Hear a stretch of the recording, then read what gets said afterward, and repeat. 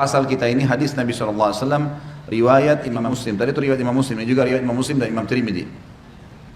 Umar bin Khattab radhiyallahu anhu menceritakan sabda Nabi SAW, "Ma minkum min ahadin yatawadda'u fayusbighul wudu'a thumma yaqul asyhadu an la ilaha illallah wahdahu la syarika lah wa asyhadu anna Muhammadan abduhu wa rasuluh illa futihat lahu abwabul jannati tsamaniyah yadkhulu min ayyaha sya'."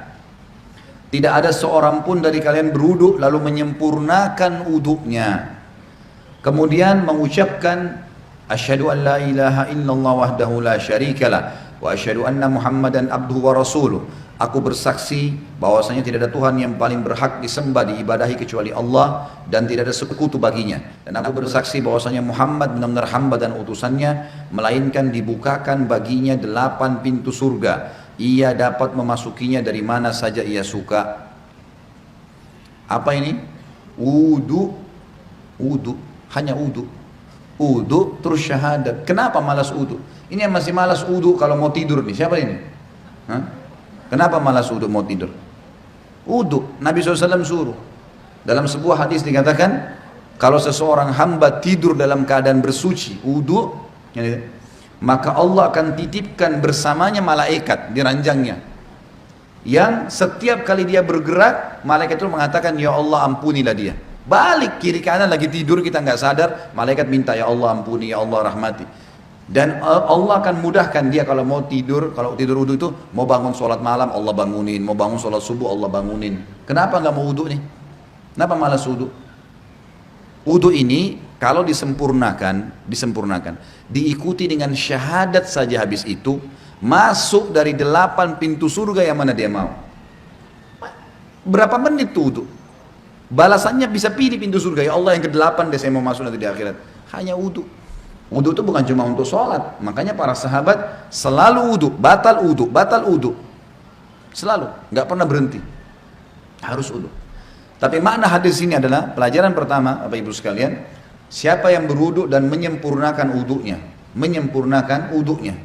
Penyempurnaan wudu adalah menjalankan seperti sunnah Nabi SAW. Ingat, yang paling pertama niat dalam hati mau wudu karena Allah perintahkan. Yang kedua, harus minimal tempat yang paling standar, minimal ya. Seperti misal wudu itu pergelangan tangan yang diperintahkan. Ini pergelangan tangan. Ini batas minimal. Penyempurnaannya adalah menyentuh semua batas minimal. Kurang sedikit wudunya nggak sah, sholatnya nggak sah. Makanya ada makna hadis menyempurnakan wudu. Maksudnya adalah menyempurnakan tempat minimal, dan kalau Bapak Ibu lebihkan jauh lebih baik.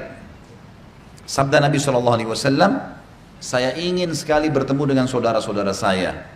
Kata para sahabat, ya Rasulullah, kami saudara-saudara Anda. Kata Nabi SAW, bukan, kalian sahabat-sahabatku, saudara-saudaraku yang datang nanti sepeninggalku, kita-kita ini semua. Lalu sahabat faham, mereka berkata, ya Rasulullah, bagaimana Anda bertemu dengan mereka? Bagaimana Anda bisa mengenal mereka nanti? Karena ketemunya di hari kiamat. Kita ketemu dengan Nabi SAW kapan? Di hari kebangkitan, mahsyar. Bagaimana Anda mengenal mereka sementara Anda tidak mungkin kenal mereka, tidak pernah ketemu, mereka juga tidak pernah ketemu dengan Anda. Kata Nabi SAW, sungguh dari tempat-tempat wudunya umatku akan keluar cahaya yang terang. Dan tidak ada itu pada umat yang lain. Makna juga daripada hadis ini kata ulama adalah wudu itu hanya ada pada umat Muhammad SAW.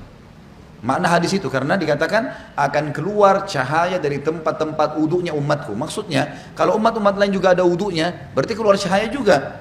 Sudah dibedain. Kata Nabi SAW, keluar nanti dari tempat-tempat wudu kita keluar cahaya semuanya. Dan bukankah seseorang yang memiliki kuda-kuda yang banyak bisa membedakan antara kuda-kuda itu bila ada kuda yang keempat kakinya berbulu warna putih, warna apapun badannya, tapi keempat tangannya, kakinya itu berwarna ada bulu putihnya. Riwayat lain dikatakan keempat kakinya dan bagian dahinya, rambut di bagian dahinya berwarna putih. Pasti bisa dibedakan, oh ini kuda lain karena warnanya kombinasi putih sama yang lainnya. Maka begitu pula saya akan membedakan umatku. Dalam riwayat lain, riwayat Sahih, riwayat Bukhari juga, kata Nabi SAW, lanjutan hadis tadi, dan siapa yang bisa memanjangkan jamahan uduknya supaya cahayanya memanjang, maka lakukanlah.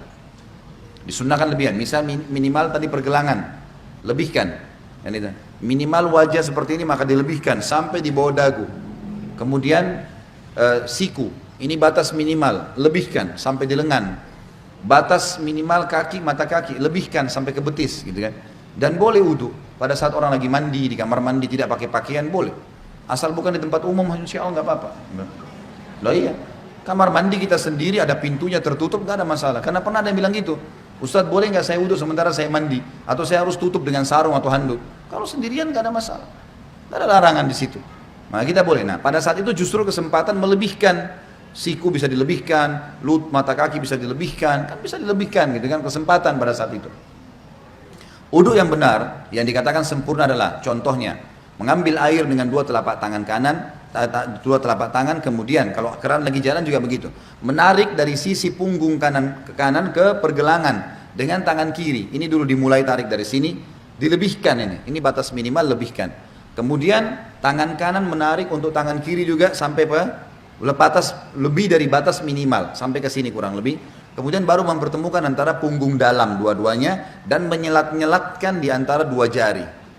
Karena ini sunnah, Nabi SAW menyuruh menyelat-nyelatkan. Jadi ini baru satu ya, ini baru satu. Kemudian diulangin, pelan-pelan, sempurnakan. Balasannya hanya sempurnain ini, syahadat masuk surga. Buru-buru, gitu kan. Pelan-pelan, 1, 2, sampai 3 selesai. Yang selanjutnya, mengambil air di telapak tangan, kemudian memasukkan setengahnya ke mulut sambil kumur-kumur, sisanya dihirup di hidung. Kemudian sementara mulut kita kumur-kumur, tangan kiri membuang yang di hidung, baru kemudian yang di mulut dibuang. Itu satu. Sebagian dalam mazhab Malikiyah dianjurkan agar ya menggosok mulut dengan jari. Terutama yang saya katakan adalah di bagian depan gusi, karena biasanya di sini ada lendir yang membuat bau mulut nggak enak. Kita kalau uduk sebentar misalnya lagi kumur-kumur, bapak ibu coba masukin di bagian depan ini sering ada lendir, 4 sisi ini. Itu kalau dikeluarin bau mulutnya jadi hilang. Itu dianjurkan. Sebagian juga ulama mengatakan dianjurkan kumur-kumur maksimal, karena ada hadis yang lain berbunyi, tidak ada seorang umatku, tidak ada seseorang pun dari kalian berwuduk seperti udukku ini, Nabi SAW praktikin, kecuali akan berjatuhan semua dosa-dosanya bersamaan dengan tetesan air terakhir. Termasuk di sini kumur-kumur dimaksimalin supaya dosa mulutnya jatuh semuanya, gitu kan. Kemudian wajah, ini tentu 3 kali diambil, dimasukkan di mulut sambil kumur-kumur, lalu sisanya dihirup, dibuang dengan tangan kiri. 1, 2, 3. Setelah itu mengambil air dengan 2 telapak tangan, kemudian dari awal tumbuhnya rambut sampai 2 jari di bawah dagu, dari awal kuping kanan dengan kuping kiri, dimasukkan di wajah, kemudian diputar. Ini 1, gitu kan. Kemudian 2, ini semuanya kena, dan seterusnya 3. Bagi teman-teman yang berjenggot tentu diselat-selatkan, sunnahnya begitu. Diselatkan jari di antara jenggotnya, sebagaimana mungkin kalau jenggot seperti saya mungkin dimasukkan begitu. Kemudian telapak tangan kanan ditarik dari sisi kanan punggung, ditarik sampai ini, ingat ini batas minimal. Banyak orang wudu ininya nggak kena nih, ini nggak kena, ini bisa nggak sah wudunya, nggak sah sholatnya. Jadi tarik sampai sini nih, kemudian baru diputar ke dalam, 1, 2, 3. Sampai 3 kali. Kalau misal air kerannya di atas, ngalir di keran, dan kita mau tarik dari atas boleh, tarik di atas batas minimal, ya. Jadi ditarik dari sini di atas siku, tarik ke bawah, kemudian baru diputar ke bagian dalam. Kanan dulu baru kiri. Setelah itu baru kepala. Kepala ini diambil air. Sunnah Nabi SAW ditarik dari awal kepala sampai ke tengkuk, ya, sampai ke batang leher, kemudian ditarik lagi ke atas kembali. Lalu jari telunjuk masuk ke dalam lubang, ibu jari mutar di belakang. 1, ya. Ini satu-satunya yang dilakukan 1 kali saja. Kalau semua tadi anggota tubuh, telapak tangan, tangan sampai siku, wajah, ini semua 3 kali. Kumur-kumur, bersihkan hidung semua 3 kali. Kecuali kepala cuma sekali. Bagi ibu-ibu yang rambutnya panjang, ditarik sampai ke tengkuk, lalu ditepuk-tepuk ke atas. Sampai kembali ke depan, baru kemudian masuk ke sini, baru diputar.